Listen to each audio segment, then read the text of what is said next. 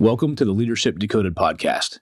Here, we provide you practical strategies to help you lead at your very best at work and in your everyday life. I'm your host, Dr. William Ramey, a former U.S. Army officer and combat veteran, a leadership and team development workshop facilitator, and executive education adjunct professor. Over-reliance on one or two team members' contributions and voice can constrain your team's creativity, innovation, and decision-making. What if you could tap into the collective intelligence of your entire team?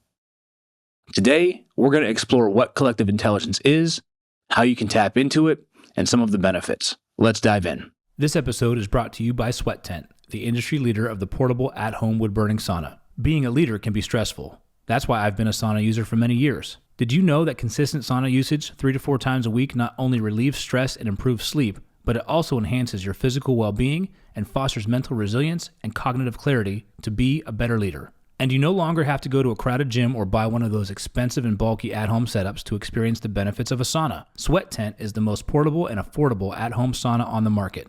The setup takes minutes and can reach 200 degrees in under 30 minutes. Harness the power of the Sweat Tent sauna to lead with clarity and poise. Sweat out stress, ignite creativity, and emerge a more focused leader. All Leadership Decoded listeners will receive $100 off when you use code LEAD100. Visit sweattent.com today to get $100 off your purchase with code LEAD100 at checkout. Again, that's sweattent.com to get $100 off with code LEAD100. Sweat Tent, improving your ability to lead at work and in your everyday life. It takes time and effort to create a high-performing team. Leadership abilities is one of the most important areas to focus on for team development. Dr. Will Ramey understands the impact that leadership can have on team performance. He's led a wide variety of teams in the U.S. Army and corporate companies, from being a first-line supervisor to a senior-level leader. His programs focus on experiential learning for immediate application, transformational growth through mindset and behavioral shifts, and sustainable change to drive long-term success. If you're tired of traditional learning and development programs and are ready for a hands-on learning experience that will increase knowledge and provide practical application directly to your work environment, reach out today. Visit drwilliamramey.com to find a solution for your team. Dr. William Ramey, positive mindset, proactive approach, proven research. Imagine you're in a team where the same one or two people are dominating a conversation. You've got one or two dominant personalities on a team who always speak up, who speak first, who speak over people, and then those one or two people, their voices are heard, their ideas are heard, and nobody else on the team gets an opportunity to contribute. Over time, what this can do is it leads to missed opportunities, it leads to blind spots in the team's thinking, it leads to people taking a step back and just waiting to be tasked or waiting to be asked a question directly as an opportunity to engage in a conversation. What if you could tap into the full power of your team's collective intelligence? So think about this.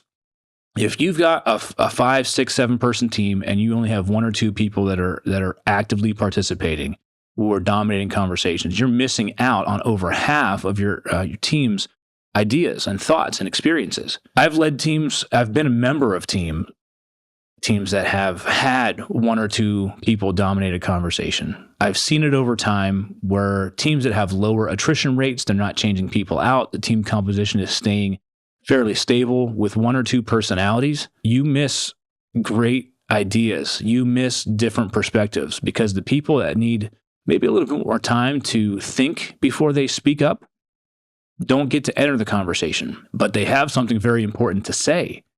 They have value-adding contributions. But then I've also witnessed where you've got a team of 15 people or so that are coming together where you have one or two, maybe 2 or 3 dominant voices. And then other people that person will answer the question first and then we'll see where the conversation goes. They start to build a habit of waiting until somebody else answers a question, and they may have the best solution. They may be the best person to solve that problem. But what this atmosphere has been created around them is one where the 2 or 3 people will just speak up. Then it becomes a team norm, and the rest of your team is just waiting on them to speak up and see where that conversation goes, and you're missing out. Collective intelligence is this idea that shared intelligence emerges when people work together to solve problems. And as a team leader, Your job is to be almost like an orchestrator of a symphony, to bring up different people's voices into the conversation who haven't been heard, who may have a different perspective, who have different experiences that you need to tap into, and also to quiet some of the voices that are regularly actively dominating a conversation, to bring other people's voices in. So your role as a team leader may not be to speak first. It may not be to put the idea on the table. It may very well be to orchestrate the atmosphere where everybody has an opportunity to contribute. Collective intelligence isn't just about gathering opinions. It's about leveraging the diverse knowledge, experiences, and perspectives of everybody in that group so that you can make a smarter, more informed, more robust decision. Think about Wikipedia. Now, I know Wikipedia is probably a dated example, but think about Wikipedia for just a second. Millions of contributors add and refine information, resulting in one of the most robust, comprehensive knowledge centers that we have access to in the world. The same principles apply to teams. When everybody is contributing meaningfully, the team performs better than any single person or any one or two voices that dominate on that team. So it's this idea that everybody has the ability to influence, everybody has the ability to contribute, and everybody is driving towards a shared belief in the work that you're doing and the outcomes you're trying to achieve. Otherwise, they're just along for the ride. And what that can do over time is if people are left behind or left out of conversation or feel that they can't inject and contribute to the collective intelligence, over time, they'll find ways to contribute, and they may not be positive. In previous episodes, we talked about revenge quitting. We've talked about workplace deviance. We talked about quiet quitting. Over time, you're going to lose those people. So you've got to figure a way to bring them into a conversation to help them contribute. So some of the key principles about collective intelligence: open-mindedness plus conflicting views equals learning and growth. Let me run that equation by you one more time. Open-mindedness plus conflicting views equals learning and growth. When you have an open mind and your team has an open mind, and then you have an open discussion about conflicting views, people aren't always going to see things the same way. They have a shared belief in the outcome, but they're not going to see the same road to get there. You want to have that conversation, because if everybody sees things the same way, or if everybody just goes along with the one or two people that are dominating a conversation, you miss the shortcut. You miss the more effective route. You miss the more efficient route to go, because somebody else has the information, but they're just not contributing and speaking up. So when you think about the importance of being able to have an open mind, have meaningful conflict conversation, people are going to learn. They're going to learn how to see a situation differently. They're going to learn how to try something new that they haven't tried before. And your team's going to be better off in the long run for it. Key principles of collective intelligence: diversity of expertise. Teams that include people with different skills, different perspectives, solve problems more effectively. You want people on your team who have outside experience, who bring something different to the table, who see the world differently, because they're going to bring that flavor to the pot, so to speak. Decentralization. Effective teams don't just rely on one person or one leader. Decision-making is distributed, and this allows for better ideas to surface. Now, the team leader may be overall responsible for the outcome, because organizations like to have, pin the rose on one specific person, but the team should be accountable for themselves, for each other, to support each other, to contribute to decision-making, because they all want to see a positive outcome for the team.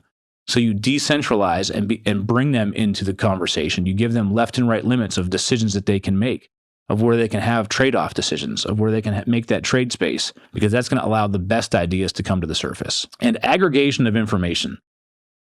Insights need to be gathered and synthesized from all team members, often with the help of technology. So if you have a centralized access to information, a centralized knowledge management center, if you've got some place where data is accessible and not held by one or two people, where people have time to actually think through, absorb the information so that they can turn it into knowledge, they can turn it into actions to be taken. So don't hoard information.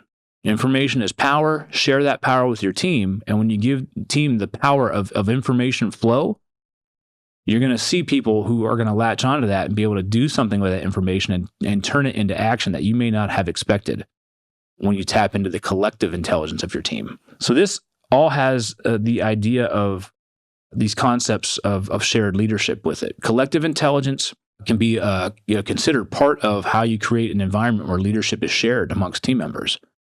And I saw this in my Army teams. We had to do some creative problem solving. We would get out on a maintenance recovery site and we'd have to figure out, okay, this vehicle is disabled. The center of gravity is now changed because of the kinetic impact that it had with the improvised explosive device. The terrain is different. How are we going to secure the recovery site? How are we going to actually recover the vehicle, strap it down to make sure that it's safe for us to haul all the way back home? Every situation was different.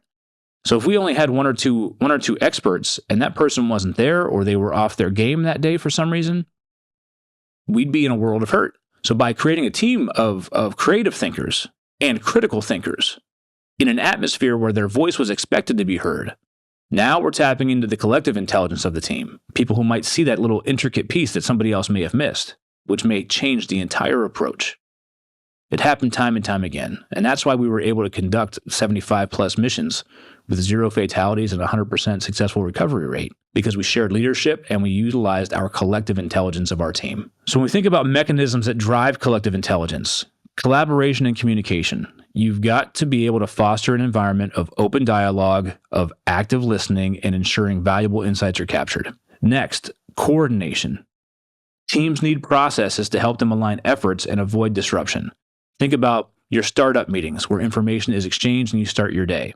Think about after action reviews where something happens and then post-event, you take time to reflect on what was supposed to happen, what did happen, what went right, what didn't go according to plan, what changes do we need to make, who's responsible for those changes, and how we're going to move forward. Tapping into team reflexivity, being able to look back and reflect on and have those open conversations is going to contribute to the learning and growth of your team. And then you can also utilize technology facilitation.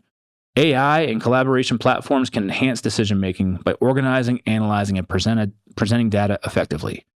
Give people access to information, leverage AI on decision-making, because that might be an added, technology where you can ask, what haven't we thought about yet? And see if they bring up anything different. See if that AI platform brings up anything different. Next, you want to be able to apply collective intelligence for team success.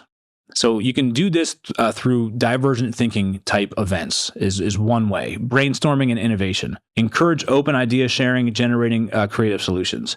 Divergent thinking gets all ideas on the table before you then start to converge and pare down what actions you're actually going to take.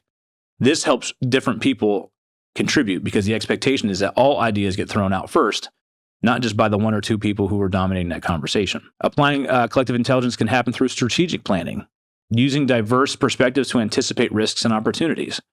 Ask someone who hasn't contributed yet, what is unique? What haven't we talked about? What hasn't gotten brought up yet? How do you see this? See things differently. You can ask them risks and issues that they see from their perspective, and you might get something different. And then through problem solving as well. Engage the entire team in tackling challenges. Again, you start with divergent thinking about brainstorming or getting all ideas out on the table, and then you start to pare things down. And this gets you away from relying on a few voices who may have authority or may hold position and say, well, this is how this is, and this is how it's going to be, and these are the facts of the matter. And they're not facts; they're that person's opinion. So you've got to be able to break away and give, create opportunities for people to contribute their voice in a different manner so that you can tap into the collective intelligence of your team. To unlock the power of collective intelligence, let's wrap up here.